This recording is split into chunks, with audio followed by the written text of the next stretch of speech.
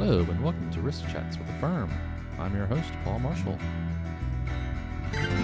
Today we're actually doing a dual cast. This will come out on both Risk Chats as well as AGA's podcast. This is a chat we had with Vladimir Antikarov about the cost-benefit analyses related to enterprise risk management. I thought it was a great topic for both AFERM and AGA. So tune in to either one and check it out. Here's the podcast. Hello and welcome to the podcast. Today we're happy to have here today Vlad Antikarov, who's going to speak about ERM cost benefits. So good morning, Vlad. How are you? Good morning, Paul. I'm good. Okay. Well, why don't you give us a little bit about what you do, and a little bit about your background? Well, as I like to say these days in Washington, somebody with a name like mine owes you an explanation. So very briefly, I'm originally from Bulgaria and spent the early years of my life under the socialist regime there. Fortunately, I was young enough when the Berlin Wall fell and the whole thing crumbled, and I was lucky and honored to be one of the first people to win a Fulbright scholarship and came to this country almost 30 years ago. I was placed by the Fulbright Committee at Boston University, and I spent quite a few years in Boston working on graduate degrees and working professionally.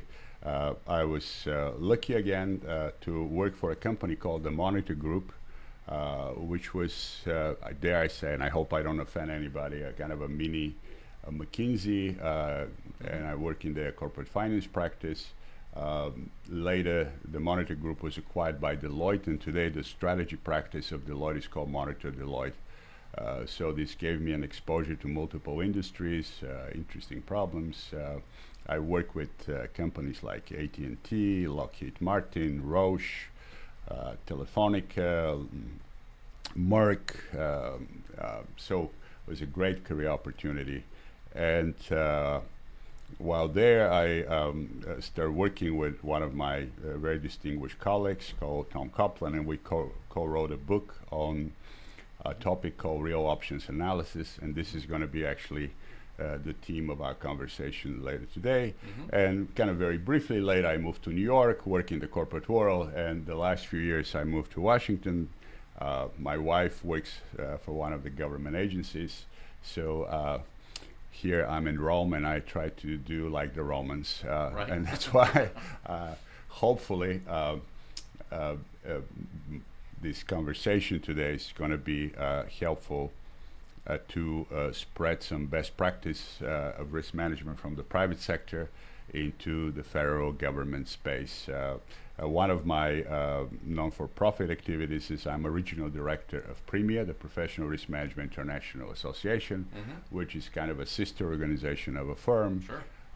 And without many details, it's a global organization, has chapters around the world, and I have the privilege to be the regional director of the DC chapter. Great.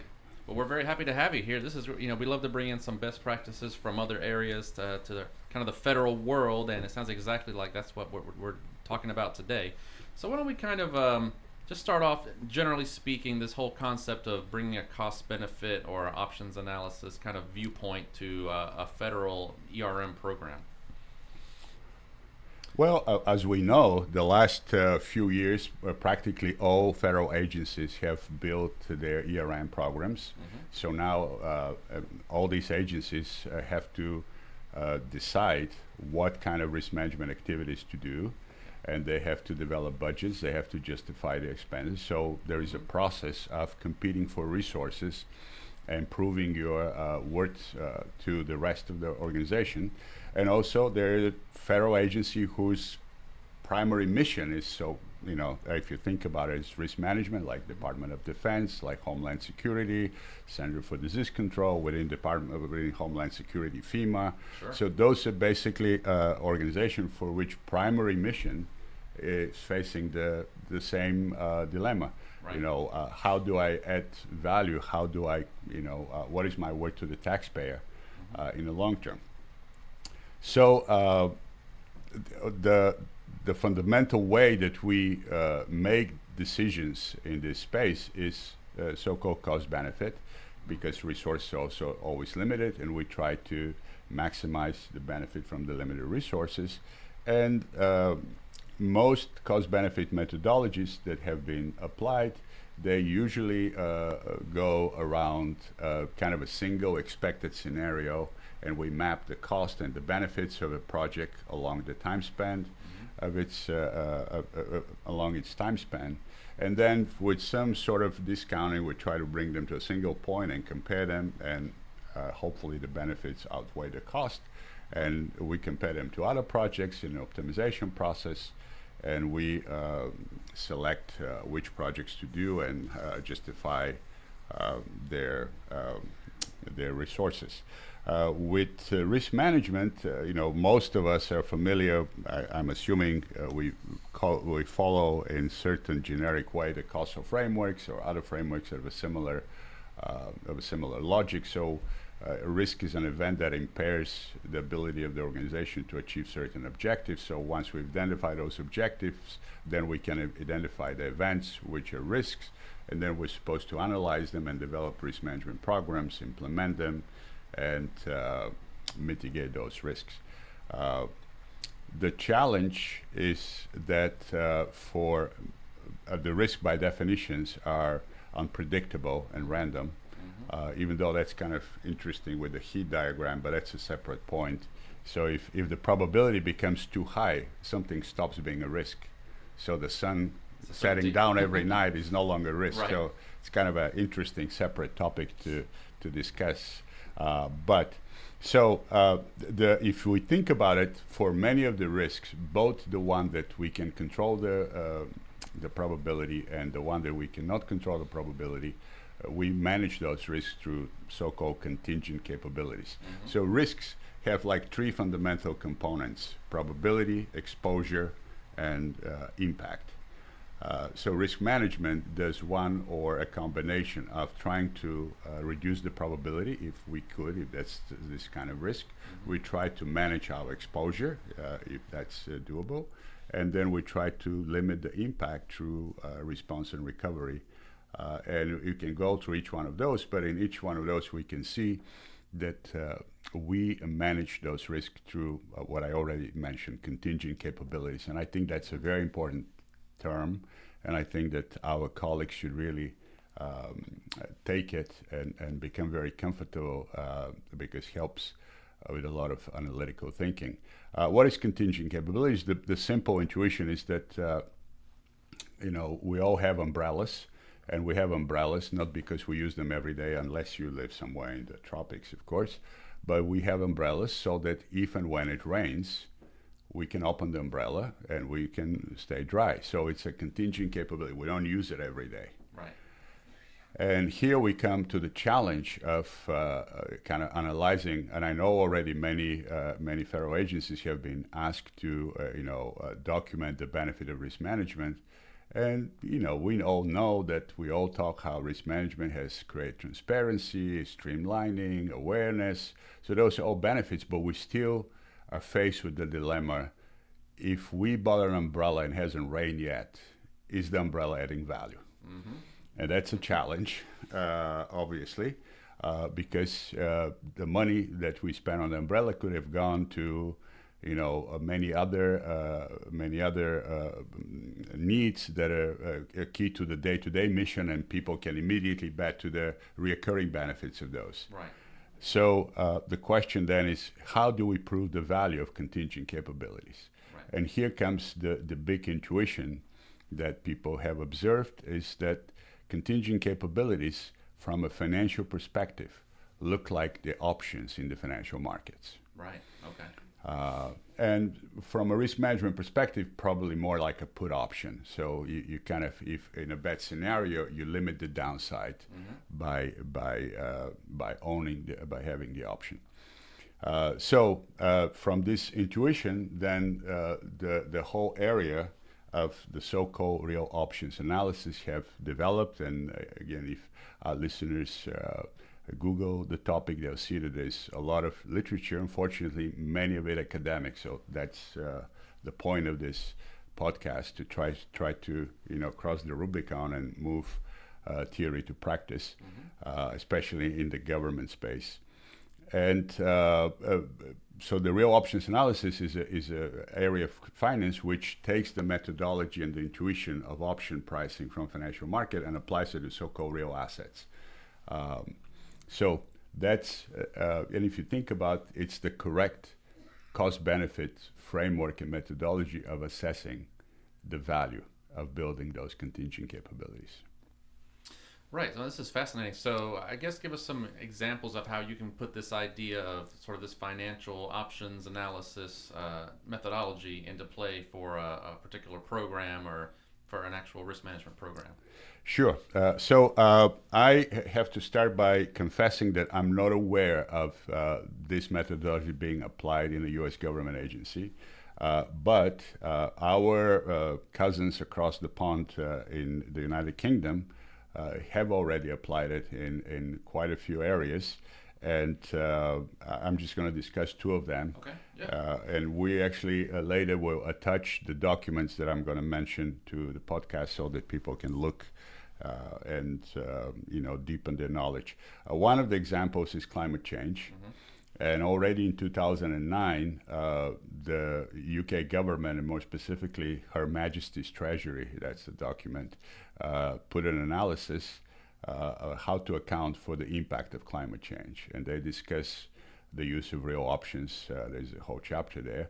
And what's interesting at the end that they're mentioning a study they did called THAMS 2100, which is how to protect London from rising sea levels over the next century. And as we all understand, you cannot understate the role of London in the UK economy and for the country itself. So the basic challenge there is that we all know that sea levels are rising, but there's a very high level of uncertainty how far and fast. how often and how fast and all that stuff.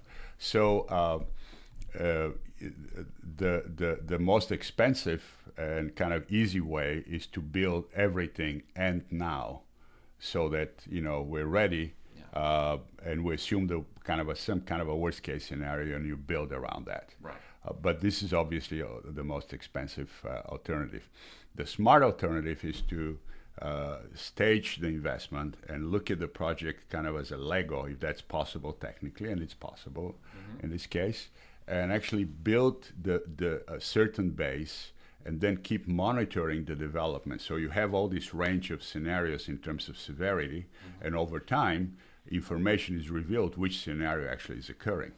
Right. And as we learn with time, that's a key understanding of real options, that over time, information is revealed, and we narrow the range of scenarios, and we can make better decisions. So we build as we need in the future around this scenario. And I just want to immediately make a reference to our U.S. reality. My understanding from conversations for example, USA Corps of Engineers, is that unfortunately the federal budget does not allow state investment in that type of climate-related infrastructure, that the decisions are made either to finance the whole thing or not. And that's something to really immediately think about and see what reforms could be implemented there with tremendous benefit for the country, the taxpayer, and execution, and so on and so forth.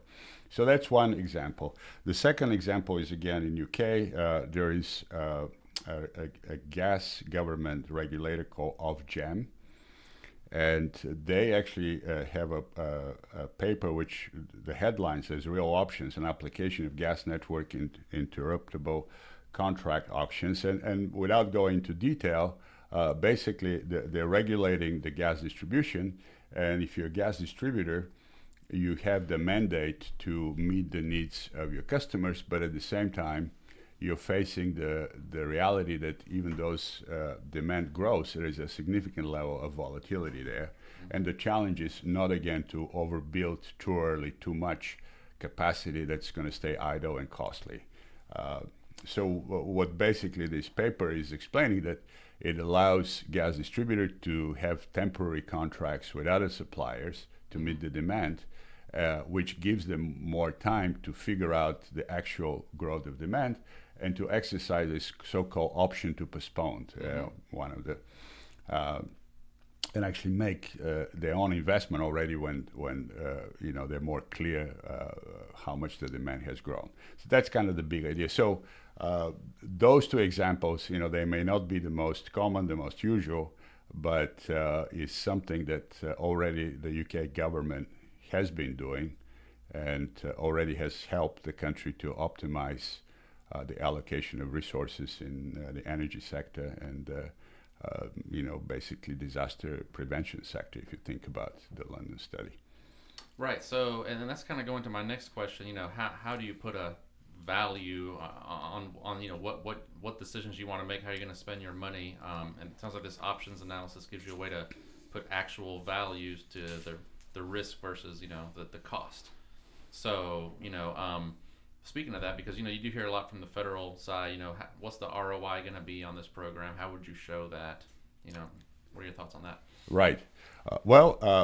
Again, the big benefit of option pricing and option analysis, and that's why the people who contributed to the creation of the first option formulas got the Nobel Prize already in the 90s, is that in financial markets, if the option is not valuable today, we say it's out of the money.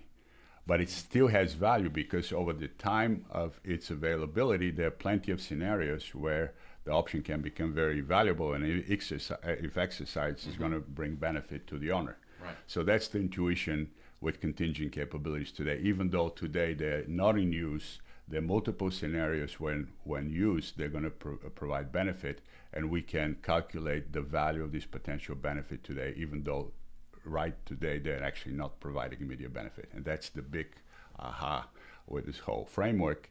I'm a big believer that this methodology creates the opportunity for much more rigorous analysis. Mm-hmm. And sometimes people are saying, if this is too detailed, how do we know the probabilities about the future? So the general logic is very intuitive and actually follows the causal framework. So basically saying, when we say the causal frameworks analyze the risk, basically a fundamental way to analyze the risk is to figure out the level of severity of the risk and the potential probability distribution around those levels of severity. Right. Then figure out the impact that this risk could have without any mitigation. Then identify the contingent capabilities that you can apply to mitigate those risks, calculate the savings or the avoided damages along this scenario, and from there goes the real options, the option pricing analytics that basically brings the value to today. The logic is very intuitive. Right. People are kind of scared a little bit about the math.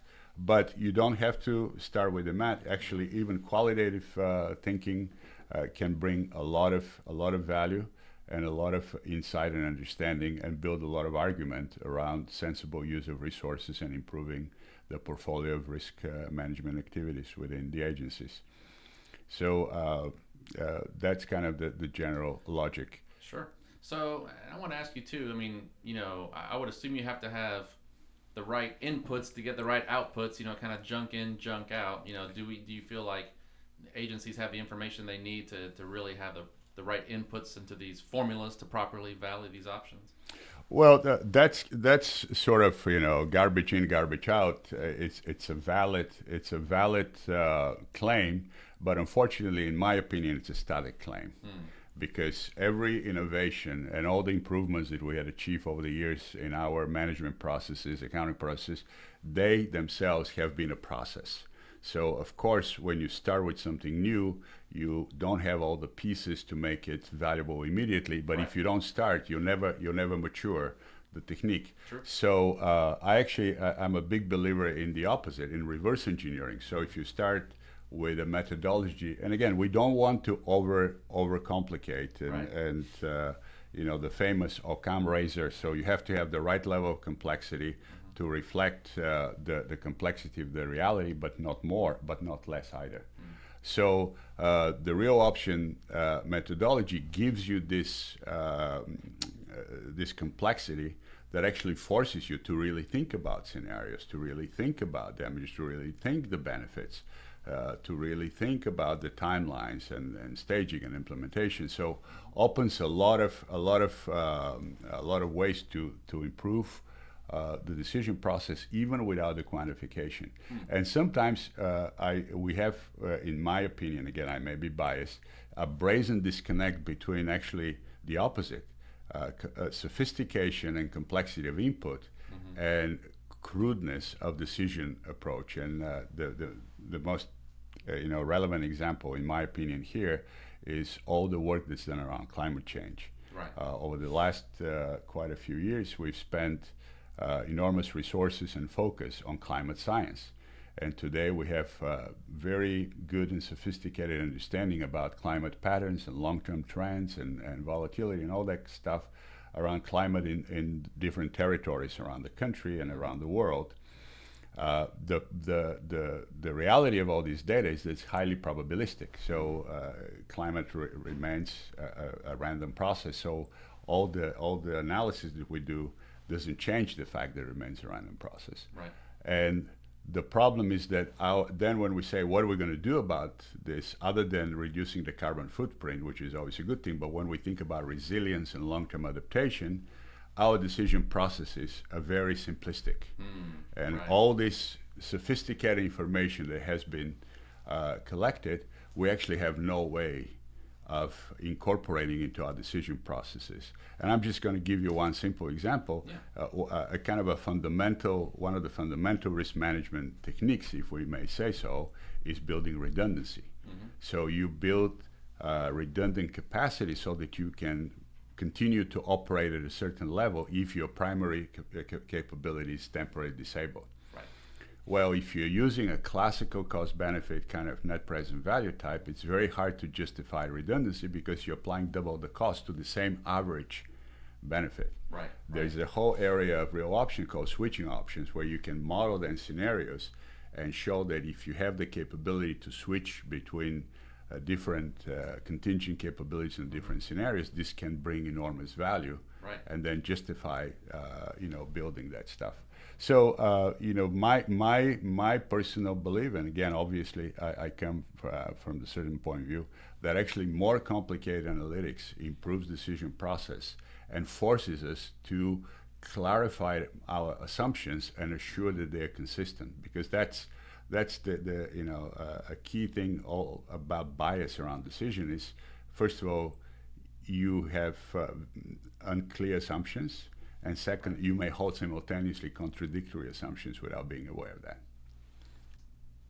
So I think one more question I had for you was if you can just explain a little bit more about how row options analysis helps not only with the initial decision but also the execution piece. Sure, I'd love to. So the best way to explain this is to compare this to the classical cost-benefit. Again, I call it net present value. Right. I don't know how many of your listeners are familiar, but basically a single scenario analysis. So if we base our decision on a single scenario analysis, we know from the beginning that this scenario actually will never happen. Because the future, that's why we call it expected scenario. The future is going to be around and it's going to be off. So the problem with contingent capabilities using this stuff is not only that it doesn't capture truly the benefit, but then in the process of execution, if we have stage, for example, building of those capabilities or other flexibilities, in a sense, looking back at this analysis is pretty useless because we're always going to be off. Right. We're saying, well, we knew that's an average. So the moment we've made the decision with this analysis, we can just put it on the shelf and forget about it. The beauty of real option approach is that the way the value comes, you outline scenarios, and under each scenarios, you show where the option should be optimally implemented and the benefit. So in a sense, the real options analysis is giving you a contingent plan of implementation. Right. Which is we all understand that, in organizational setting, sometimes making decisions, especially difficult decisions, is very difficult, to be a little bit repetitive. So actually pre-agreement, if we as an organization have a pre-agreement that if we find ourselves in this scenario at this time, this is the optimal point to trigger this capability, actually can be enormously powerful in improving the agility of the organization in terms of responsiveness and speed of reaction and maximizing the benefit and minimizing the damage. So it's actually very powerful, not only initial decision tool, but actually also execution, because you have pre-planned for multiple scenarios and you have built a consensus around optimal actions that you can then quickly take and avoid the whole confusion where we are, who's to blame, should we do it, should we not do it, all that stuff. Kind of been done in advance. Exactly. So that's kind of a big benefit that organization that adopt this way of thinking actually reap those benefits later on. Right. Well, that's an interesting thing too to see if human nature. Do we trust in the models, or do we still at that time make a decision based on something else? I think that's human nature. We'll still, I don't feel that that's the best decision, even though it's already been mathematically or whatever, determined. Well, human nature takes more and more what is a vacuum of rationality. Yeah. So, we cannot guarantee that rationality always will overcome politics and self-interest. Well, Sure. You can actually push this one step further. In the private sector, you actually then try to align the incentives of people around that type of execution. Because if you have a contradiction between incentives and optimal decision making, yes, you're going to have friction. Right. So that's something to actually think about in the long term. And I know in the government sector there's a lot of rigidity around that situation.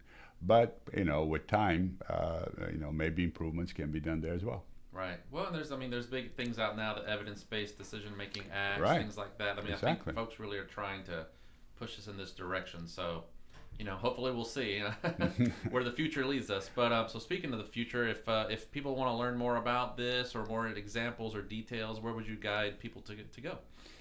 I don't want to kind of sound self-promotion, but my book is called Real Options Practitioner's Guide. It's been around for quite a few years, so people can find it. I actually recommend that you start with even something more basic. So just Google, read the basic intuition. Hopefully our conversation today conveyed the idea that option thinking is very intuitive, because uncertainty is very intuitive. We actually do it all the time. So the first thing is just to understand, and maybe then understand the basic types of optionality that exist there, switching options, option to postpone, learning options, embedded options. So, and then basically start to look around as a risk management function and identify which part of your activities are those contingent capabilities. Right. And how do you expect them to be useful under what scenarios? How much they cost, what are the benefits. Just start by building the intuition, documenting what you have, putting the data, and over time you can start progressing then to more and more sophisticated analytics. But I believe that it's an enormous benefit to even take those first few steps and start this process. And I think honestly, sooner or later, we know that we're going to start feeling budgeting pressures in not that distant future. So we're all going to be asked to do more with less, and we really have to sharpen our arguments and our operations to justify our forward value and existence. It's going to be an inevitable challenge to all of us.